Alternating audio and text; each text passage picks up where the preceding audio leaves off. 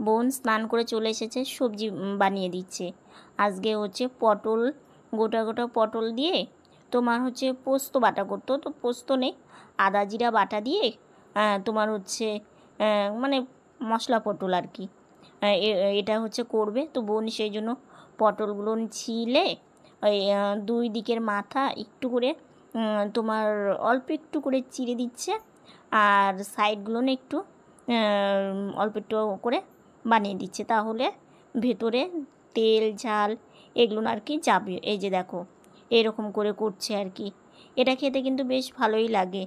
তো পটল আছে, আর আগের কিছু পটল মানে কি একদম মানে বীজ হয়ে গেছে আর পেকেও গেছে, তো এগুলো তো খাওয়া যাবে না। আর এই যে দেখো বোন সবগুলো পটল বানিয়ে নিয়েছে খুব সুন্দর করে। এটা যখন রান্না করবে এটা দেখতেও কিন্তু খুব সুন্দরও লাগে, খেতেও কিন্তু খুব ভালো লাগে, তোমরা কিন্তু একবার করে খেতে পারো। তো এইদিকে পটল বানানো হয়ে গেল, আলু সেদ্ধ করে মানে বোনকে দিয়েছে মা, আলুটা ছিলে দিবে, কারণ আলু ছিলে দিয়ে ও হচ্ছে ঠাকুর ঘরে যাবে। এদিকে সবজি চোচাগুলো মানে তুলে রাখবে গাছের জন্য। তো এইদিকে বোনের দেখো আলু ছিলছে, আর এদিকে সোয়াবিনটা গরম জলে একটু ফুটিয়ে নেয়, তাহলে না সোয়াবিনটা ভালো হয় খেতে, খেতেও ভালো লাগে। আর রান্না করছে ওই যে মশলা পটল, তো আদা জিরে বাটা দিয়েছে, দিয়ে এইভাবে একটু কষিয়ে নিচ্ছে আর কি, এখনও জল দেয়নি। আর এটা না বেশি তোমার হচ্ছে ঝোল করবে না, গা মাখা। শুভ সকাল বন্ধুরা, এস সাহার লাইফস্টাইলটা তোমাদের অনেক অনেক স্বাগত আর অনেক ভালোবাসা। তোমরা সবাই কেমন আছো? আশা করি তোমরা সবাই খুব ভালো আছো। তোমাদের ভালোবাসা এবং আশীর্বাদে আমরা ভালো আছি। আজকে হচ্ছে মঙ্গলবার, আর এখন বাজে 10টা 5। তো নতুন দিন নতুন সকাল, তোমাদের সঙ্গে নতুন একটা ভিডিও শুরু করলাম বন্ধুরা। সকালে ঘুম থেকে উঠে ফ্রেশ হয়ে গেছে, মা রান্না বসিয়েছে, আর বোন স্নান করে ঠাকুর ঘরে চলে গেছে। তো রান্না এখনও হয়নি, করছে। আর এদিকে আমার খাওয়া হয়নি এখনও, সকালে খাওয়া দাওয়া করবো। আর আজকে সূর্যি মামা সকালে উঠে আবার রৌদ্র দিয়েছে। তো সকাল থেকে সারাদিন সঙ্গে থাকো, আশা করি আজকের ভিডিওটা তোমাদের খুব ভালো লাগবে। এইদিকে দেখো মশলা পটলটা রান্না করা হয়ে গেছে, কেমন লাগছে অবশ্যই জানিও। দেখতে কিন্তু বেশ ভালো লাগছে, খেতেও কিন্তু খুব টেস্ট হয়েছিল। এদিকে মা আমাকে খেতে দিয়ে দিয়েছে, আমাকে খেতে দিয়ে মা এখন সোয়াবিনটা করবে, কারণ অনেকটাই বেলা হয়ে গেছে, তো আর দেরি করে খেলে না পরে শরীর খারাপ লাগে আর কি। আর চিড়ে এই যে দুই একটা ধানের মানে তুষ থাকেই, তো সেই জন্য একটা এক্সট্রা বাটি নেই সেখানে, সেটা ফেলার জন্য আর কি। আর আজকে আমি মুখে দিয়েছি, আমার মুখেই আর কি পড়েছে। তো এইদিকে আমি মানে খাচ্ছি সকালকার খাবার আর কি। আর এইদিকে হচ্ছে মা সোয়াবিন আর আলু ভাজা করছে, মানে সোয়াবিন আলুটা ভাজা করার পরে মশলাটা দেবে। আর ওইদিকে অন্ন হয়ে গেছে, শুধু এই রান্নাটা করলেই রান্না একদম পুরো কমপ্লিট। তো এই যে মশলাটা দিয়ে দিচ্ছে, জিরে ভাজার গুঁড়ো, আদা বাটা আর লঙ্কা বাটা। তো মাকে আজকে বলেছিলাম যে মা সোয়াবিনটা একটু ঝাল ঝাল করে করো, তো খেতে ইচ্ছে করেছে আর কি। তো আজকে ঝালটা বেশ ভালো পরিমাণে হয়েছিল। আর হচ্ছে তোমার তেজপাতা সম্বারা দিয়েছিল। আর সোয়াবিনটা না মাঝে মাঝে করে বুঝলে তো, খেতেও ভালো লাগে। আর আমার বোন দেখো ঠাকুর ঘরে চলে এসেছে, আর আমার ভাই সোনাকে দেখতে তোমরা খুব ভালোবাসো, তো সেই জন্য অনেক দিন হয়ে গেল ভাই সোনাকে দেখানো হয় না, তো ভাবলাম যে না আজকে দেখায়। আসলে কি বলো তো, অনেক চিন্তা ভাবনার মধ্যে থাকি, তো তো সেই জন্যই। তো এই যে মা পুজো দিয়েছে, কত সুন্দর লাগছে না। আর ঠাকুর যদি একটু ফুল দিয়ে এইভাবে পুজো দেওয়া যায়, গাছের ফুল দিয়ে, কত যে ভালো লাগে, মন থেকে অনেকটা ভালো লাগে। তো মা মঙ্গলচণ্ডীকেও জবা ফুল দিয়ে পুজো দিয়েছে, বেশ ভালো লাগে এই ঠাকুর ঘরের সামনে আসলে আর কি। তো বোন এদিকে জোগাড় করে সব নিয়েছে, মা শুধু মানে ভোগটা বেড়ে দেবে, আর বোন ভাইসোনাকে ভোগ দেবে। মা এখন টেবিল মুছছে, সকালবেলা অল্প করে সবাই একটু ভাত খেয়ে নিয়েছে, তো টেবিলটা পরিষ্কার করে বাসন মাজবে। আজকে মা সকালবেলা গেটের সামনে কি আসছিল মা? গেটের সামনে কি আসছিল? সাপ মা দেখেছে। ওই যে ড্রেন আছে, তো ড্রেন থেকে এত বড় একটা সাপ উঠে আসছে ভিতর দিকে। তারপরে আমি চলে আসতেছি, তার থেকে আমাকে দেখে সাপটা তার থেকে জলের মধ্যে নেমে গেছে। আমি তখন ভাবলাম যে এই সাপ যদি ভিতরে এসে ঢোকে, ওরা তো ভয়ে চিৎকার করবে। হ্যাঁ, তারপরে দেখি না চলে গেছে। আর বলো না, এই যে জল বৃষ্টি এগুলো না হলে এই সাপ একটু বেরোবে। বৃষ্টি হলে ড্রেন ভরে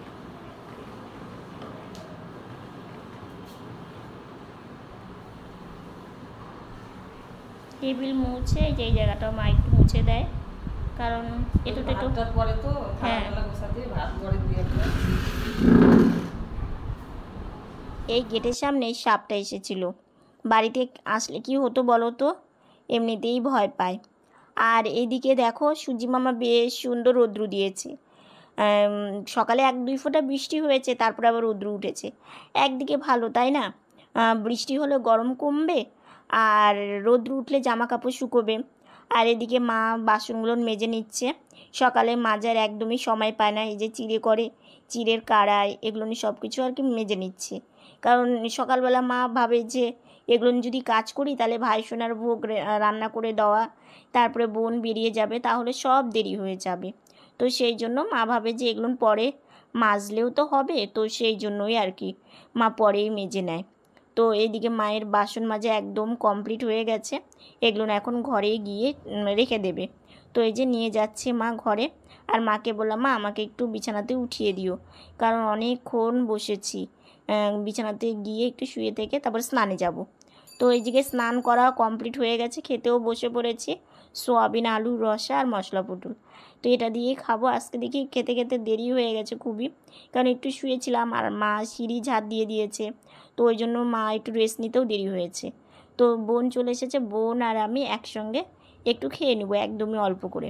তো এইদিকে বোন হচ্ছে বাইরে খাওয়া দাওয়া করে ও ভাবলো যে না একটু ঘরে গিয়ে রেস্ট নিই, সারাটা দিন ওর তো অনেকটা খাটনি থাকে না, তাই না?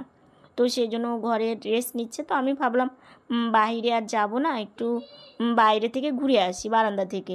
তো বারান্দা থেকে আসি ঘুরতে। তো আমার এক বন্ধু বলেছো যে বারান্দা থেকে বলো আবার বাড়িতে যাই।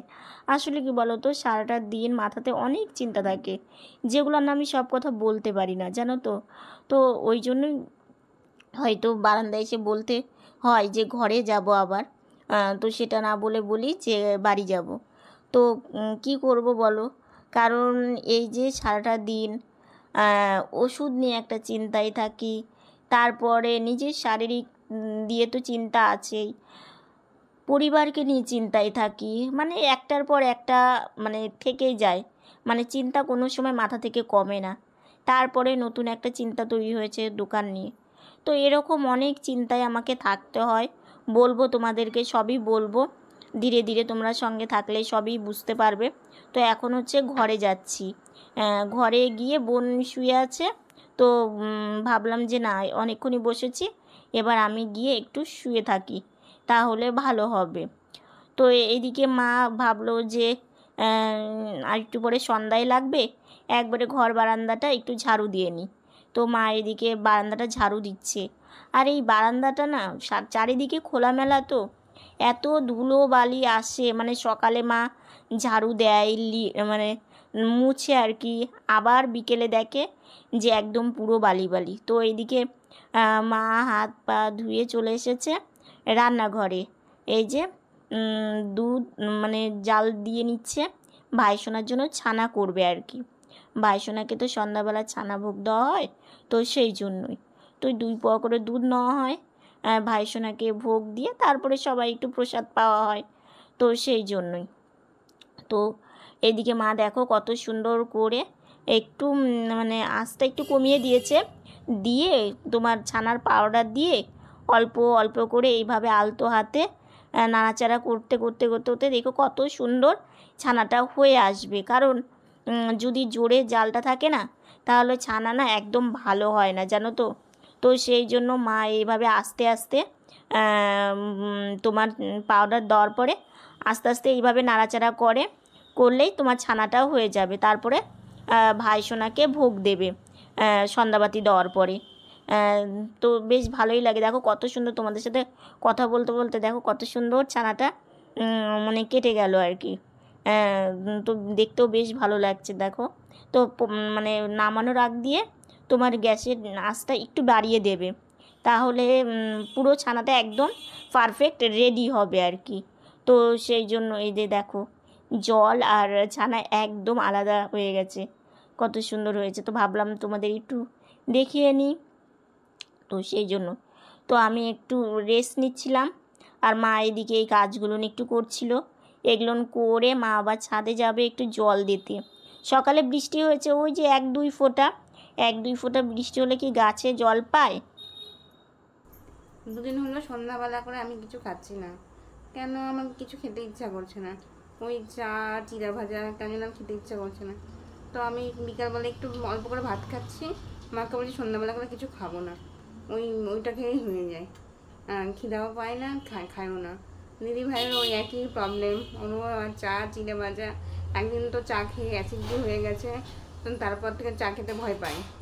চা খাবো না, কি খাবো সন্ধ্যাবেলা, আমার তো খাবার কিছুই নেই, তাও খেলো, ওটাই খেলো, কিছু তো করার নেই। খাওয়ার অনেক কিছু আছে, কিন্তু খেলে আমাদের হজম হয় না, সহ্য করতে পারি না, এটা হচ্ছে সব থেকে বড়। খাবার তো পৃথিবীতে অনেক কিছু আছে, কিন্তু সব খাবার আমাদের জন্য না। হ্যাঁ সত্যি কত রকমের খাবার আছে, কিন্তু আমরা খেতে পারি না, এটাই হলো আমাদের প্রবলেম। নিরামিষের মধ্যে কিন্তু অনেক রকমের খাবার আছে। আমরা কত রকমের সবজি খেতে পারি না, কত কিছু খেতে পারি না, আটার জিনিস খেতে পারি না, মানে অনেক কিছুই খেতে পারি না আমরা। আমি ভাবি তোমাদের সাথে কথা বলবো, তো সময় পাই না, তারপরে ভাবি কি বলবো বুঝতে পারি না, ক্যামেরা অন করে। যেমন আমার দিদি ভাই যেমন ভিডিও করে করে একটা অভ্যাস হয়ে গেছে, আর আমার না তেমন, মানে একটা কেমন যেন মনে হয় যে কী বলবো না বলবো বুঝতে পারি না। তা তোমাদের অনেকে বলো যে আমার কথা শুনে তোমাদের অনেকের ভালো লাগে।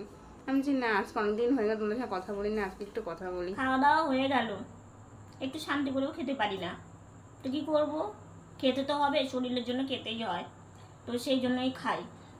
আর তোমাদেরকে বললাম যে একটা কথা বলবো, তো সেই কথাটা এখন বলছি। সেই কথাটা হচ্ছে কি বলতো, বোন আমাদের সবার কাছে এত বড় কথা যে গোপন করে যাবে আমি সত্যিই ভাবতে পারিনি। আজকে সেটাই তোমাদেরকে বলবো, তোমরা বলো আমাকে কি কথা। সেই কথাটা হচ্ছে একটা ওষুধ, সেই ওষুধটা আমি আর বোন খাই। হ্যাঁ, তো সেই ওষুধটা খাচ্ছি, তো দেখো মা কাজে ব্যস্ত থাকে, বাবা ব্যস্ত থাকে, না হলে আমি বোনকে মনে করিয়ে দিই। তো কিছুদিন হয়ে গেল দোকানে মানে অনেকটাই টেনশনে আছি। আগে মানে সমস্যাটা সমাধান হোক, তারপরে তোমাদেরকে বলবো। কারণ দেখো সবসময় দুঃখ কষ্টের কথা বলতে না নিজেরও খারাপ লাগে, কিন্তু আমাদের কপালটা না শুধু মানে এটার জন্যই মনে হয় তৈরি হয়েছিল। ঠিক আছে, তো বলবো, সেটা নিয়েও তোমাদেরকে বলবো। তো আমার কয়েকদিন মাথায় নেই, তো বোন সেই ওষুধটা না খাচ্ছে না, তো খাচ্ছে না, আমি একাই খাচ্ছি। তো আজকে হঠাৎ মাকে আমি জিজ্ঞাসা করছি, আচ্ছা মা, বোন কি এই ওষুধটা খেয়ে গেছে? বলে না, কদিন থেকে তো আমিও ওকে মনে করিয়ে দিইনি।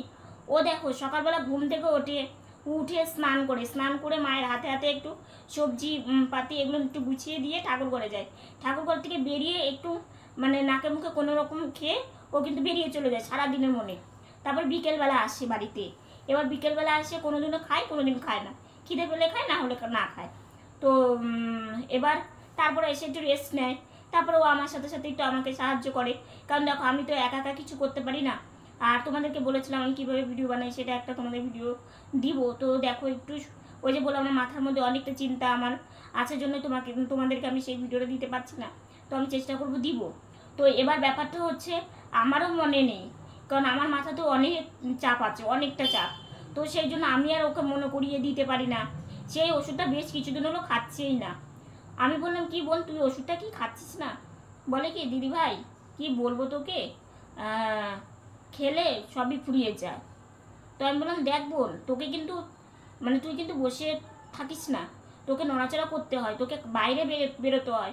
তুই যে এই ওষুধটা খাচ্ছিস না, যখন তোর শরীরটা খারাপ হবে তখন কি হবে, বাবা মায়ের তারপরে আমার পাশে তোকে তো দাঁড়াতে হচ্ছে, তাই না? তো তুই যদি নিজের শরীরের যত্নটা না নিস তাহলে কি করব বল। আমি ওষুধটা খাই, খেতে খেতে আর অল্প ওষুধ আছে আর কি, অল্প, একদমই অল্প আছে। তো এতদিন তাই গেল। আর বোন আর আমি একসঙ্গে খেলে এতদিন যেত না, অনেক আগেই শেষ হয়ে যেত। সেই জন্য বিশেষ করে আমি আরও বুঝতে পেরেছি, কারণ ওই ওষুধটা না লিকুইড ওষুধ, তো ওই জন্য ওইটা কতদিন যায় না যায় খাই তো দুজন মিলেই, ওই জন্য আমি বুঝতে পারি, এতদিন যাওয়ার কথাই না। তো সেটার জন্য আমি মানে বুঝতে পেরেছি, কিংবা ওকে সেটা ভেবেই ধরতে পেরেছি। তো আমি ভাবলাম বোন সব কথা আমাকে বলে, মা বাবাকে না বললেও আমাকে বলে, কারণ মা বাবা চিন্তা করে, তো সেই জন্য আমাকে বলে। তো এই কথাটাও যে আমার কাছ থেকে গোপন করে যাবে, সত্যি আমি মানে বুঝতেই পারিনি যে আমাদের না সত্যি কি বলবো, মানে হয়তো বলবে যে শম্পা তুমি দুঃখ কষ্টের কথা বেশি বলো। বলি না গো, কারণ হচ্ছে দেখো অনেক কথা আমি বলতে চাইও তোমাদেরকে বলি না, বলতে পারি না, কারণ এমন পরিস্থিতিতে আমি থাকি না, মানে আমি বললেও আমার মানে কি বলবো মন খুলে বলতে পারি না। আর মন খুলে বললেও হয়তো আমার 2-1 বন্ধু আছো যে বলো যে তুমি অভাবের গান করো, সবাই বলো না সেটা, কারণ আমার পুরো পরিবারে আমাকে ভালোই বেশি বাসো তোমরা আর কি। আমার কষ্টে তোমরাও খুব কষ্ট পাও। আমি তো তোমাদেরকে মানে তোমরা তো আমাকে দেখো, কারণ আমি সব কথা যদি তোমাদেরকে পুরো বলতে পারতাম, কিংবা আমার সব কিছু মানে সারাটা দিনের যে আমাদের যে কাজকর্ম, তারপরে হচ্ছে আমাদের যে পরিস্থিতি, এগুলো যদি সব কিছু তোমাদের দেখাতে পারতাম, তাহলে তোমরা বুঝতে পারতে যে আমরা কিভাবে জীবনযাপনটা করি। ঠিক আছে, তবু মুখে হাসি নিয়েই চলি, এইভাবেই চলতে হবে, এটাই তো জীবন। তো কি করব, এইভাবেই আমাদেরকে হাসি মুখেই সামনে এগোতে হবে। তো সেই কথাটা জানতে পেরে না, বিশেষ করে বিকেল থেকে আমারও মনটা খুব খারাপ হয়ে গেছে যে বোন আমাদের জন্য ওর নিজের দিকটা দেখছে না, ও আমাদের কথাটা ভেবে যাচ্ছে। আমার বোনটা না এরকমই, জানো তো, মুখ বুঝে কিচ্ছু বলতে চায় না, কিন্তু আমি বুঝতে পারি ও যেমন আমার মনের কথা, কিংবা আমি কোনো কিছু না খেলে, কিংবা আমি এই যে কথার কথা আমাকে সকালে ওষুধ খেতে হয়, তারপরেও ওষুধ খেতে হয় কয়েকবার করে, আমি না খেলেও বোন আমাকে মানে ও বাইরে গেলেও আমাকে বলবে দিদি ভাই তুই খেয়েছিলিস তো ওষুধটা, কিংবা এটা করেছিলিস তো, মানে ও খেয়াল রাখবে।